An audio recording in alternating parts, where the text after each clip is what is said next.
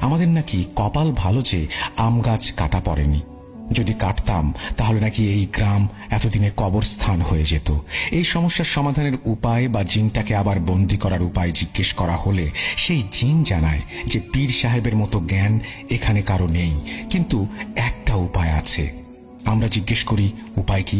জিনটি জানায় যে পীর সাহেব যেই জিনের সাহায্য নিয়ে শয়তান জিনকে বন্দি করেছিল, সেই সাহায্যকারী জিন গ্রামের শেষ কোণায় যে ভাঙা বাড়ি আছে সেই বাড়ির সামনে নিম গাছের নিচে বন্দি। আমরা অবাক হয়ে জিজ্ঞেস করি যে ভালো জিন বন্দি কেন? সে জানায় যেদিন সেই শয়তানকে সেই সাহায্যকারী জিন আর পীর সাহেব মিলে বন্দি করে, সেদিন সেই জিন আল্লাহর কাছে ফরিয়াদ জানায় যে তাকে যেন এসব খারাপ কাজ আর খারাপ জিনিস আর দেখতে না হয়। এতে নাকি তার ভেতর বিরূপ প্রভাব পড়ছে আর সে কষ্ট পাচ্ছে মানুষের কষ্ট দেখে। আল্লাহর কাছে করা ফরিয়াদ জিনটি পীর সাহেবকে জানায়।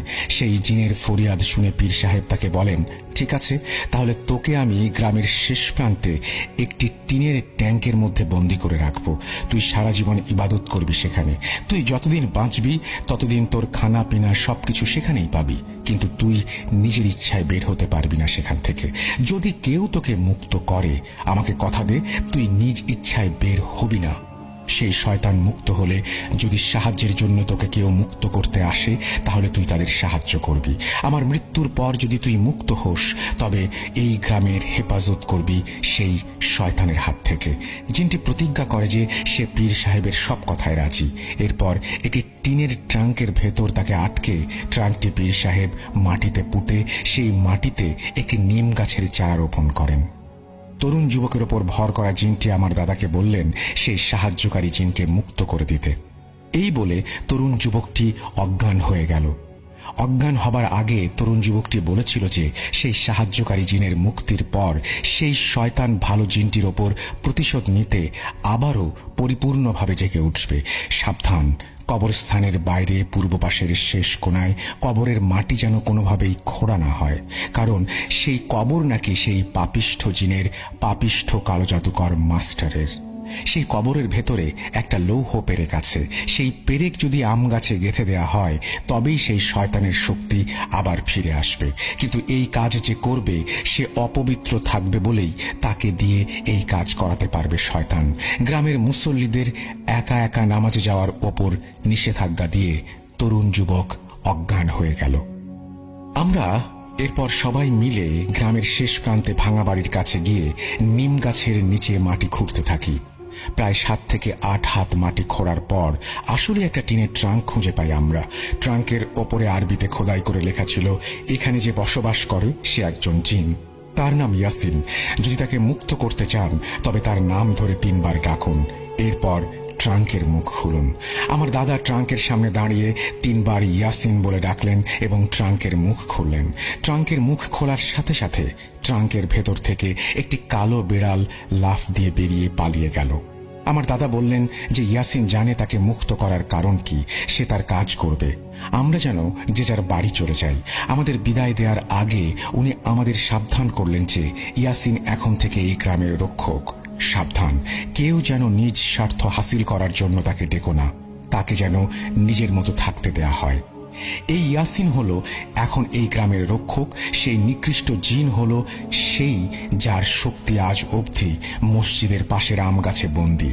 আম গাছের কাছে যেন কেউ না যেতে পারে সেজন্য আম গাছের চারপাশে উঁচু করে বাঁশের বেড়া দেয়া হয়েছে আজ অবধি। মুয়াজ্জিন সাহেবের কথা শুনে আমি যেন কোনো এক রূপকথার দেশে চলে গিয়েছিলাম। রাত, পূর্ণিমার আলো আর সামনে এমন ইতিহাস শোনা। যাই হোক, এরপর মুয়াজ্জিন সাহেব আমাদের বলেন আমরা যেন শহরে ফিরে যাই। এখানে থাকা নাকি আমাদের জন্য ঠিক হবে না। এই মুহূর্তে আমরা শহরে ফিরে আসি। শহরে ফিরে আসার পর থেকে সাকিব ভাই কেমন যেন হয়ে গেল। জিন নিয়ে যেন বলতে গেলে অবসেসড হয়ে গেলেন উনি। জিন নিয়ে প্রায় যত রকম কিতাব লাইব্রেরিতে অ্যাভেলেবেল ছিল উনি কিনে আনতেন আর একা একা বসে বসে সেসব পড়তেন। আস্তে আস্তে মসজিদে যাওয়া বন্ধ করলেন, যদিও বাসায় নামাজ পড়তেন। কিন্তু আসলেই কি পড়তেন? কি ভাই, কি মনে হয় পড়তেন উনি নামাজ? শোনো আমার চাচির জবানে। সাকিব সবসময় বাসায় থাকতো কলেজ থেকে ফিরে।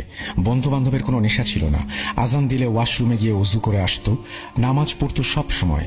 এমনটা আমি ভাবতাম। এই ভাবনা আমার ভাবনাই থাকতো যদি না সেদিন রাত আমার জীবনে আসতো। সাকিবকে নিয়ে সেদিন গ্রাম থেকে ফেরার পর বাসায় কিছু অদ্ভুত ঘটনা ঘটতে লাগলো। যেমন রাতে বাসায় হাঁটা চলার আওয়াজ পাওয়া যেত, হাড় চেবানোর আওয়াজ পাওয়া যেত, মাংস পচা দুর্গন্ধ পাওয়া যেত। ও হ্যাঁ, সব থেকে অবাক করা বিষয় ছিল যে ডিপ ফ্রিজ থেকে মাছ মাংস যেন উধাও হয়ে যেতে লাগলো। এসব বিষয়ে পাত্তা যদিও খুব একটা দিতাম না, হ্যাঁ দিতাম না, সেদিন রাতের আগ পর্যন্ত দিতাম না। কিন্তু সেদিন রাতে যা দেখলাম সেটা দেখে আমার আর সাকিবের আব্বার রুহ কেঁপে উঠেছিল।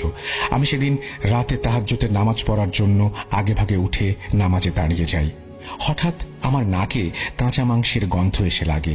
আমি নামাজ শেষ করে বাইরে বের হয়ে ডিপ ফ্রিজ চেক করি, কিন্তু তেমন কিছু পাই না। সাকিবের ওয়াশরুম ছিল ওর রুমের বাইরে। ওর ওয়াশরুমে আলো জ্বলছে, আমি দেখতে পেলাম। দরজা হালকা খোলা, আমি দেখলাম সাকিব অজু করছে। ও অজু করছে দেখে আমি চোখ সরিয়ে আবার নামাজ পড়তে চলে যাচ্ছিলাম। এমন সময় মনে হলো যে সাকিব কোনো পানি দিয়ে অজু করছে, কিন্তু সেই পানিটির রং লাল। ওয়াশরুমে গিয়ে আমি যা দেখলাম সেটি দেখে আমার শরীর ঠান্ডা হয়ে আসলো। সাকিব একটা বালতিতে কাঁচা মাংস রেখেছে, সেই মাংস থেকে বের হওয়া লাল রক্তের পানি অজুর মতো করে ব্যবহার করছে সাকিব। ও প্রথমে নিজের হাত ও কবজি 6 বার ধুলো, এরপর মুখে পানি দিল, চেহারা না ধুয়ে নিচে সেই পানি লাগালো, এরপর মাথায় পানি লাগালো কিন্তু উল্টো করে, মানে অজু যেভাবে করে ঠিক সেইভাবে নয়। এরপর আমি সাকিবের বাবাকে রুমে এসে ডাকলাম আর ওনাকে সবকিছু খুলে বললাম। উনি আমাকে বললেন আমি নাকি ঘুমের ঘরে ভুল দেখেছি। আমি তবুও ওনাকে আমার সাথে সাকিবের রুমে আসতে বললাম। আমরা সাকিবের রুমের কাছে এসে গেলাম দুইজনে। সাকিবের বাবাও কাঁচা মাংসের গন্ধ পাচ্ছিলেন নিজের ঘরে। একটু শব্দ করে তেলাওয়াত করছিল সাকিব, কিন্তু কি তেলাওয়াত করছিল বুঝতে পারছিলাম না। ওর ঘরের দরজা একটু খুলতেই আমরা যা দেখলাম সেটি বলতে গিয়ে এখনো আমার গায়ের লোম দাঁড়িয়ে যাচ্ছে। সাকিব কোনো একটি সূরা উল্টা করে পড়ছে। সাকিবের বাবা সাকিবকে সজোরে ধমক দিয়ে বললেন, সাকিব তুই কি করছিস, পাগল হয়ে গেছিস, থাম থাম বলছি। সাকিব নামাজ ছেড়ে দিল, আমাদের দিকে তাকিয়ে বলল, আব্বু আমি এমনি এমন করছিলাম, তোমার কাছে একটা জিনিস চাইবো, দিবা? সাকিবের বাবা জিজ্ঞেস করলেন, কি? সাকিব যা বলল তা শুনে আমাদের জ্ঞান হারানোর মতো অবস্থা। আগামী সেপ্টেম্বর মাসে তো কোরবানি, তাই না? গরু কেনা লাগবে না আব্বু। সাকিবের বাবা জিজ্ঞেস করলো, কেন গরু কেনা লাগবে না? সাকিব বলল, আমার গলায় ছুরি চালিয়ে দিও, আমাকে কোরবানি করবা, আমাকে, হ্যাঁ আমাকে।